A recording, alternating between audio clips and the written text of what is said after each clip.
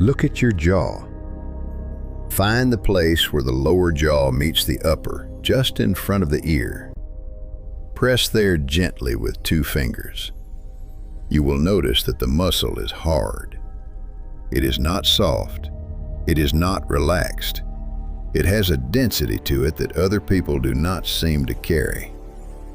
That density has been building for a long time, and you stopped noticing it, the way you stopped noticing the weight of your own clothes.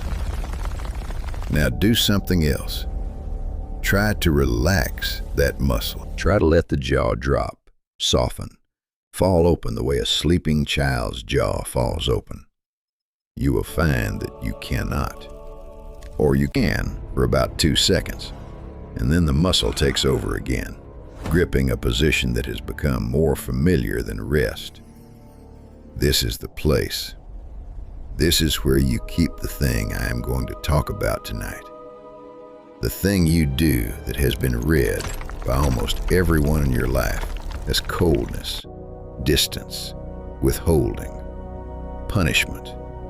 The thing you have sometimes accused yourself of in the moment when you wonder whether you are emotionally available the way other people seem to be. You are not. You are something else. And the not being available has a structure, has a name, has a deeply ancient logic that the medieval astrologers wrote down 900 years ago in the language of bones and stars. Tonight I will name it for you. The pattern looks like this. Something happens. Someone says something to you, or fails to say something to you. Someone wounds you, or fails to honor a thing you needed honored, or breaks a promise that you were holding for them in your own structure. The wound registers immediately. You feel it in the chest, in the throat, in the weight that drops into the lower body. You know exactly what just happened. You know exactly what it cost you. And then the next thing happens. Without your willing it, without any decision being made consciously, your jaw closes. Your throat tightens. Words that were available become unavailable. The person who hurt you is now standing in front of you asking what is wrong, and you cannot tell them. Not because you do not know, you know perfectly well. You cannot tell them because the apparatus that produces speech has been put under another set of orders by an older part of you, and that older part has decided, for reasons you cannot articulate in the moment, that the words are not going to come out. You go quiet. You may stay quiet for hours, or days, or weeks. The other person will read this as punishment, or as the silent treatment, or as you being passive-aggressive, or, if they have read enough self-help books, as you being avoidantly attached. They will press you to talk. They will tell you that communication is the basis of every healthy relationship. They will be right about communication, and they will be wrong about you. Because what is happening in you is not avoidance, it is not punishment, it is not even a choice. It is a survival apparatus that activates when something has happened that the system does not yet know how to safely process. And the apparatus locks down speech until the inner work is done. You are not refusing to talk. You are inside a structural pause that has its own internal clock, and the clock does not respond to external pressure. This pattern has a name. The medieval astrologers called the body part where it lives the seat of Saturn.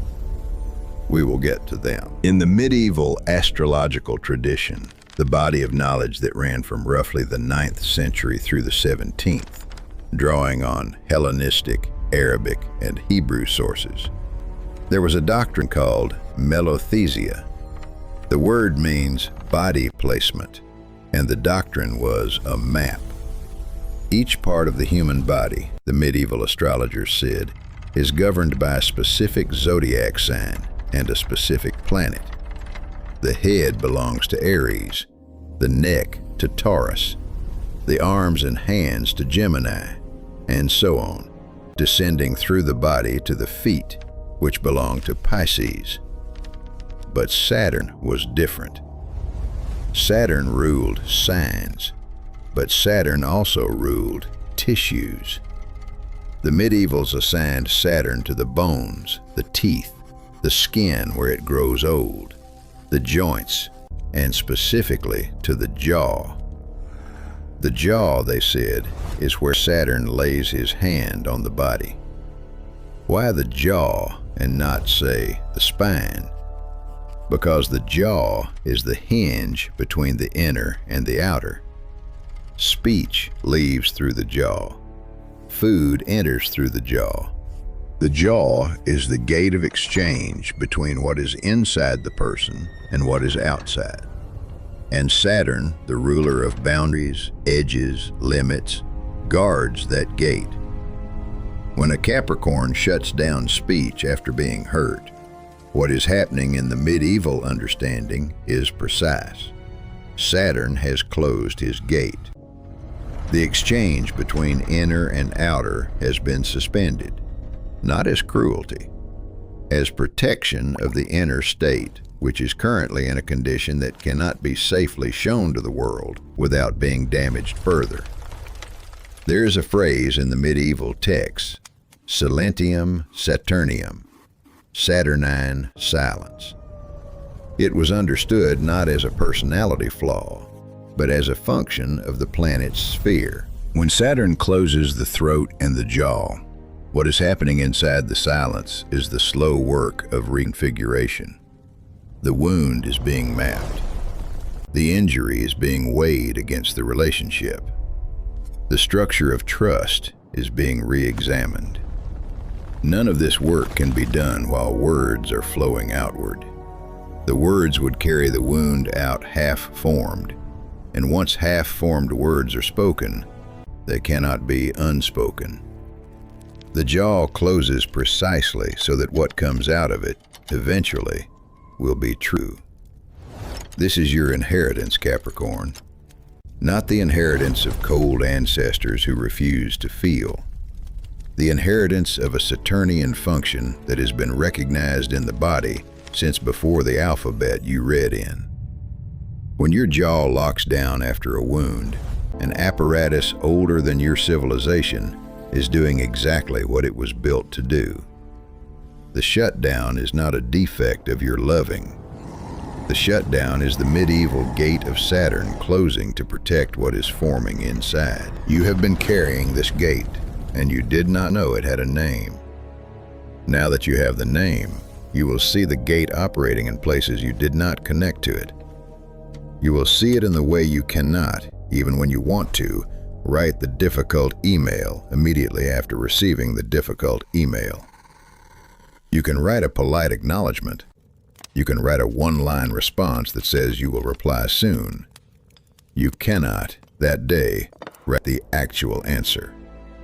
The actual answer requires the gate to open, and the gate does not open on demand. You have probably built a quiet personal protocol around this. Wait 24 hours, sleep on it, draft, and do not send. And you may have thought of this as merely a discipline you developed. It is not only a discipline, it is the gate doing what gates do, and you discover the timing of it through years of trial. You will see it in the way you cannot tell someone you love them in the moment of greatest feeling. The moment of greatest feeling is precisely the moment when the gate closes hardest, because precisely that intensity is what the gate is built to filter. A few days later, when the system has processed the feeling into something stable enough to be safely externalized, the words come, quietly, sometimes in writing rather than out loud, sometimes in an act rather than a sentence. The other person, who wanted the words at the peak of feeling, may not recognize them when they arrive in their delayed and structural form. What I am giving you here is the architecture of Saturnine silence, the gate that closes the same way in every Capricorn, regardless of decade or circumstance. The architecture is constant. What is not constant is the timing of when this gate is most engaged in your life. There are weeks of the year when Saturn's pressure on your specific chart intensifies and the gate becomes harder to open. And there are weeks when it loosens. The pattern is yours forever. The timing changes month to month.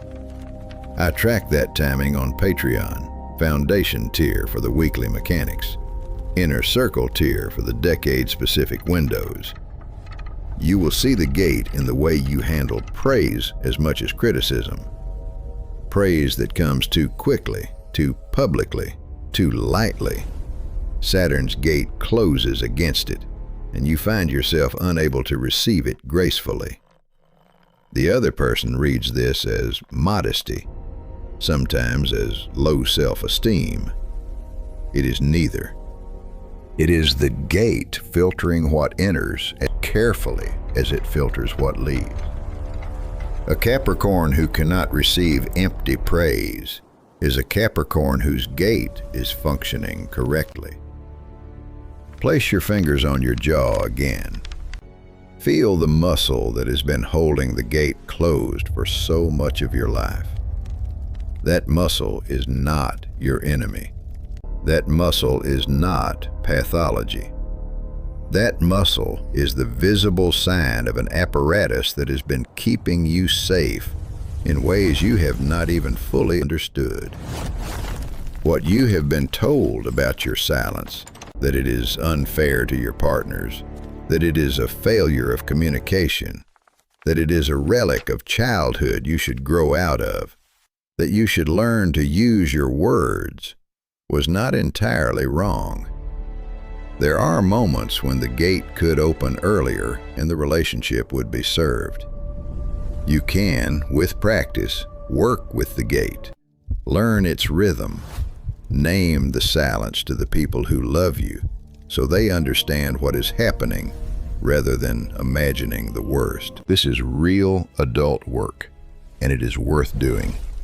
But the gate itself is not the problem. The gate is the design. The gate is what allows a Capricorn to remain a person of structural integrity in conditions where other signs would fragment, lash out, say the cruelty that cannot be unsaid. Your silence has saved relationships you do not even remember saving, because the relationships never had to survive the words you almost spoke. Saturn closes the jaw because Saturn knows how much weight a single sentence can carry. The medievals knew this. You know it in your body. The shutting down is not the absence of love. It is endurance in its most precise form. The load-bearing patience of an apparatus that refuses to wound the very thing it is trying to protect. The silence is not the wound. The silence is the bandage forming. So now you walk into your relationships differently, knowing what the silence is. You stop apologizing for needing time after a wound. You stop accepting the diagnosis that you are emotionally avoidant. That diagnosis comes from a model of the psyche that does not understand Saturnian structure. You honor the gate, and you also begin to teach the people who love you what the gate is, so that your silence becomes a known feature of the architecture rather than an unsigned message they have to decode in fear. And you begin to use the gate's rhythm rather than fighting it. You know now that the answer comes when the gate opens, not when the other person demands it. You can say so. You can say, I will speak about this. I am not refusing. The gate is closed and I am inside it, working. When it opens, what comes out will be true. You now understand who Saturn made you to be. The Patreon shows you when this gate is most engaged for you specifically. The seasons when withdrawal deepens and the windows when it loosens, week by week, decade by decade. The pattern is yours forever. The timing I track on Patreon. The gate is not the absence of love. The gate is the form love takes when it is being protected. Master Alistair. Only Capricorn. Only depth.